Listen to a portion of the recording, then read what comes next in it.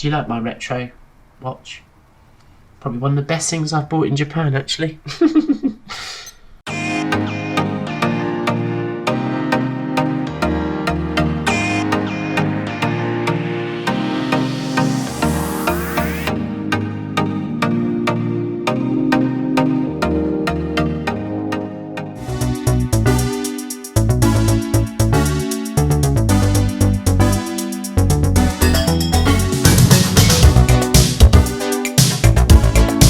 Everybody, I thought we would get on the road to go and just sit on a beach and do a bit of drawing today. I thought that'd be more interesting than just seeing me sat in my apartment. So I'm going to head off to a really nice local beach here where I'm going to do some storyboarding today for future saviours. Enjoy! So I'm not going to hog the limelight, I'm just going to flip the camera around to the beautiful view that is here at Nakanohama.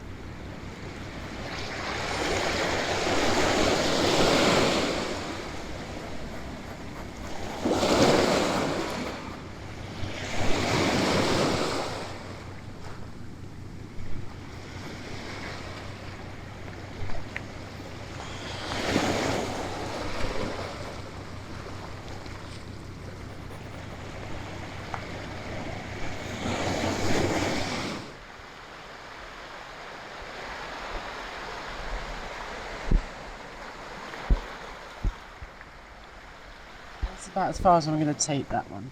The idea is that this is in Saki's room, so I don't think this is really too much of a spoiler that in part 2 we're going to meet Saki's mum and therefore also Nagisa's mum, and there'll be a moment where they acknowledge their feelings towards Nagisa. But they're still there. So this is just a very, very rough drawing. So it will need obviously a lot of work to bring it up to the right standard for draft and that. But yeah, this is just meant to be Saki's room. Now, one of the things that may require a little bit of change is just the layout of the room in the background. Because at home I've actually sketched out the layout of Saki's room to make sure it's consistent. So I have a feeling that this corner will need to probably disappear in the true snow. I've just put it in there to give a bit of dimension to the sketch.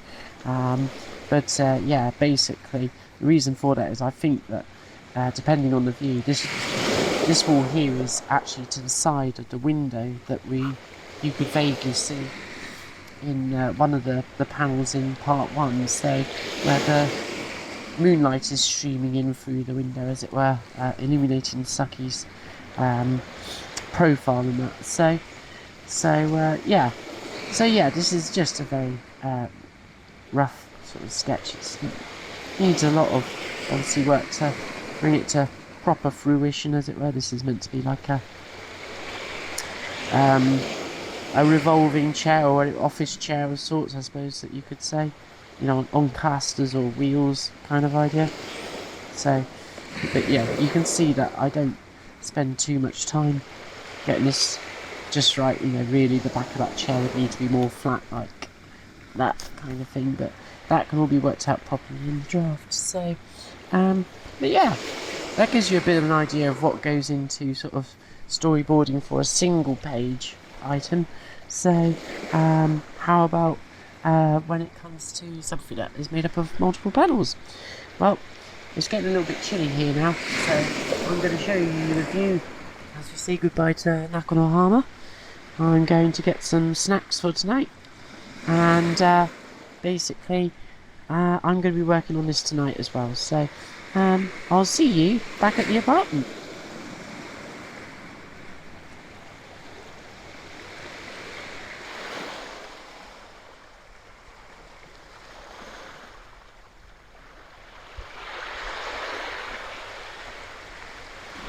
Okay, I hope you enjoyed some of the footage that you saw at Nakanohama, and I finished up the page of part 2 that I was working on at Nakanohama. Now this one's a little bit of a special case because this could be a piece of standalone artwork. It's not really a panel per se, it's a whole page item, but I've not gone on to perfect it or anything. I just wanted to get across the idea that Saki and her mom are sharing a moment together, and in the background we can see Nagisa. Now when it comes to actually doing this properly, I'm going to make Nagisa a lot fainter because it's kind of like the shared ghost of Nagisa that they can see. Now obviously I should say at this point, if you're going to watch this video much further and you've not read part 1 but you intend on doing so, I suggest reading it first before watching more of this video because there will be spoilers. So without further ado, let me talk about some of the key things that I recommend when it comes to laying out your storyboard. So my first point is don't overwork your storyboards unless, well, let's focus on don't overwork your storyboards first. So this is the storyboard to part 1, and it started off in the right direction insofar as that I kept things very fast and loose and all the rest of it. I didn't put too much detail in. But very soon I ended up putting quite a lot of detail into frames. It progressively got more and more detailed as the storyboard went on, and I just put a bit too much into it. I think some of it was me overcompensating for the fact that, you know, I'm still, catching up on lost time as a lapsed artist and so forth. And so certain things I ended up labouring a bit because I was a bit uncertain that I was going to be able to draft it up correctly and so forth, and so I put more time into the storyboards, almost creating essentially a 2-draft process, and you can see that they're just too elaborate for their own good. And what ended up happening is that I ended up trying to also using my tracing board, which you can see below here. I tried to transfer that to manga paper, and it just didn't really work because there is a size difference. This was A4 paper and the manga paper is B4 paper, so it ended up requiring a lot of reworking and so forth. So basically, don't overwork the storyboards too much. It's just not really worth it. However, there's a caveat to this. Number 2, unless you have no deadline and you're enjoying it. So yes, basically I was enjoying it, and I think that was something that I overlooked a little bit, is the fact that when I was doing these storyboards, I was having a whale of a time actually getting these ideas that had been locked in my head and only really been visualised as the odd sketch here and there, and the individual characters when I was working at the character designs and so forth. I was actually finally now seeing these characters in motion and so forth, paired with the dialogue and so forth, and so it was quite exciting. So I actually quite enjoyed it, and I don't want to spoil too much of part 2 obviously, but let's say for example I'm going to show you a panel that appears quite early on in the manga, shall we say. So I have laboured, even in part 2, some bits a bit too much. They're still quite fast and loose, but I just enjoyed doing this particular panel so much that I just basically spent quite a bit of time on sketching out the characters and the poses and so forth. So if you're enjoying it and you don't really have a deadline, then, well, there's nothing really that wrong in putting a bit more detail into your character poses and expressions and so forth. Just don't expect necessarily to be tracing it to cut down the time spent on doing the draft stage. So that's the unless I've found. So that moves us on to number 3, which is make sure the dialogue and speech fits. Now, one of the things that I found with part 1 of the manga is that the dialogue that I wrote didn't necessarily entirely fit when it came to actually putting the panels together, particularly at the draft stage. Less so at the storyboarding stage, because I could just put any old thing in there and it kind of fitted, kind of thing. It didn't really matter. But certainly, since developing the storyboards to part 1, I've really focused a lot more on the dialogue, keeping it sharper and shorter and really getting to the point and so forth. And so, yes, I found that keeping the dialogue nice and short meant that it was easier to fit in, and that's certainly working a lot better. If I go back to that particular panel that I showed you here, whilst obviously some things I've kind of just jimmied it in there kind of thing. I know when it comes to the slightly larger amount of space that I have available on B4 page, I'll be able to squeeze that in there. So I think it's something that's just built with experience, really, getting the feel for what fits in. So you kind of already know before you write the dialogue what's going to fit in there. So I think that's something that just comes with experience by what little I do know about this process. But I'm certainly finding it easier in part 2 than I did in part 1. So that's quite important. In fact, it's one of the major points of why you're doing storyboarding, in fact. Number 4, assigning dialogue to specific panels doesn't seem to work. So in part 1 and also in part 2, I wrote the dialogue for the characters and so forth. And what I did was I'd have in the first column almost like frame 1, frame 2, frame 3, frame 4, and all of those may collectively make the whole page, the entire panel kind of thing. And what I'm finding is that I don't think that's actually working for me. Not at the moment anyway. Maybe in time with more experience it will do.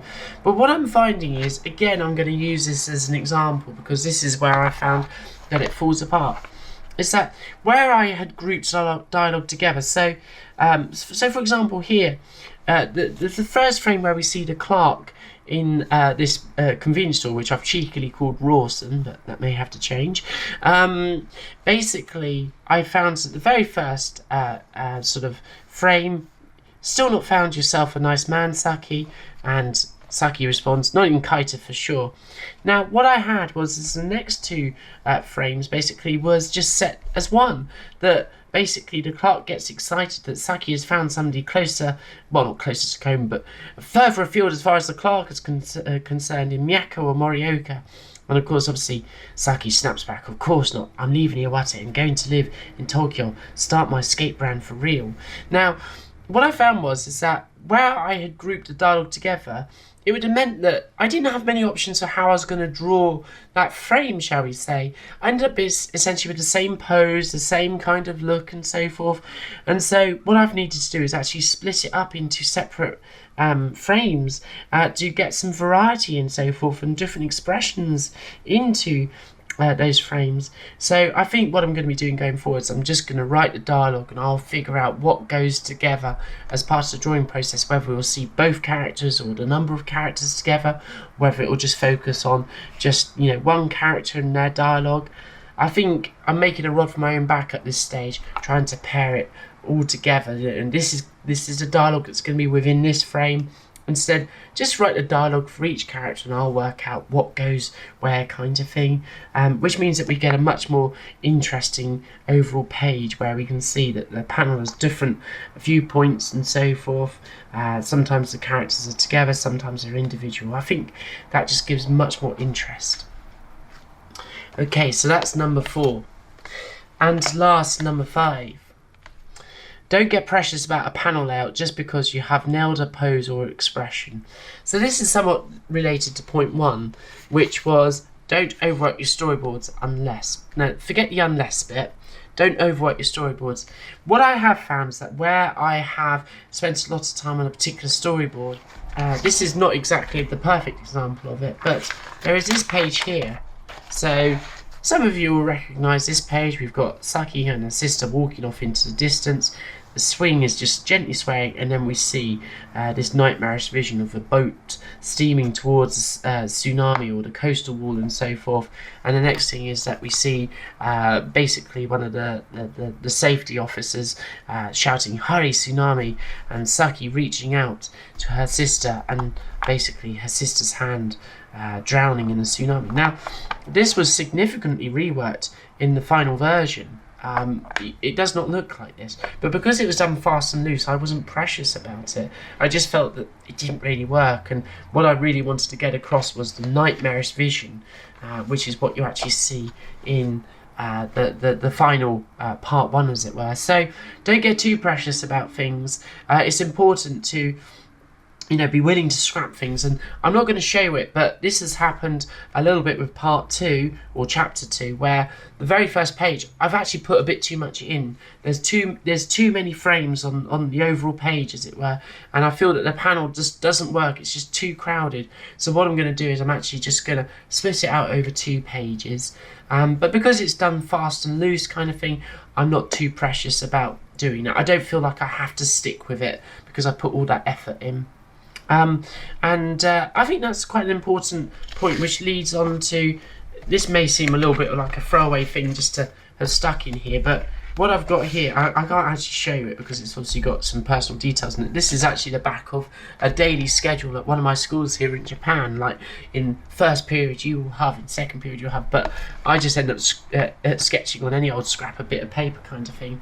And whilst I don't have them immediately to hand here, I do always carry a sketchbook with me, and I will find that in a week I might sketch between maybe anywhere from 5 to 10 sketches a week, and they're all ideas, whether they're to do with future saviours or not. They are mostly to do with future saviours at the moment, and I will just sketch poses like this one of Saki skating towards the viewer, as it were.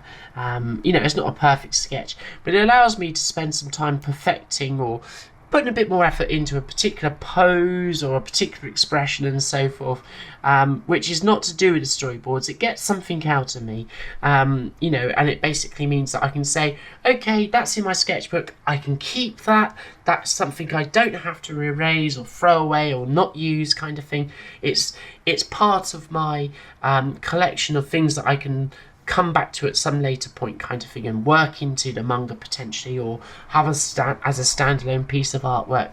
It gets something out of me without me feeling like, oh gosh, I've really got to keep that in the storyboard now because I put a lot of effort into it. So I think that's quite important. And in a way, the storyboards are kind of that in themselves. They're almost like a little step on from the sketchbook kind of thing, because when it comes to the drafting stage, I have to be willing to go, actually I've changed my mind. When it comes to draft, I'm going to change this a little bit. Like I was just saying about that particular storyboard look that was not used. When it came to drafting, I just completely changed it. So again, it comes down to not being too precious about things. The storyboards do have to give you a certain amount of structure to what you're working on, I think, but overall, be willing to change things. If they're not working, don't just stick with it. But then obviously the counteracting point is, don't get stuck in this paralysis of where you basically end up endlessly revising things because you're trying to hone everything to like the most perfect diamond, shall we say, because it just doesn't exist. So those are some of my things that I've learned so far from storyboarding. I certainly enjoy the process. I'm finding that the process of storyboarding last time took me 2 weeks for part 1. I didn't work on it religiously, but I have found that the process for part 2 has so far been a bit quicker. I'm about 2/3 of the way through it now, and I've spent in total maybe about a whole day on Sunday, a few hours on Saturday, a few hours Friday evening, a couple of hours last night. So overall, I reckon if I take into the fact I've got a full-time job working Monday to Friday, it's taken me a week is what I roughly reckon it's going to take. So I've halved the time already, despite the fact that I've actually put quite a lot of energy still into some of those storyboards, but I don't feel bad about it. I've just enjoyed the process. But anyway, I'm going to end that one there because I feel that I've talked enough. I've shown you a bit of Japan, which has been a bit of fun. So the next video is likely to be something a little bit different. I think I'm going to talk about some of my experiences of retro game shopping or retro console shopping in Japan a year or so in. A little bit of a diversion, and then I might go into a little bit more detail about the development of Saki Endo as a character. Anyway, that's it this time. I hope you've enjoyed this video. If you have any questions, please throw them down in the comments. But also, if you want to be able to support the work that I'm doing on Future Saviours, the only reason that I can put it out for free is because people support me on Patreon and Ko-fi. I'm quite happy to put this manga out for free and hopefully do a bit of good with it in the longer term. But ultimately, one of the things that helps keep me in Japan with the time to be able to do this is Patreon and Ko-fi donations. So If you can afford a couple of dollars a month or maybe a one-off donation every now and then, do check the links in the video description. Otherwise, that's it from me. I hope you're all keeping safe and well, and I guess that all remains for me to say is see you soon. Peace! Do you like my retro watch? Probably one of the best things I've bought in Japan, actually.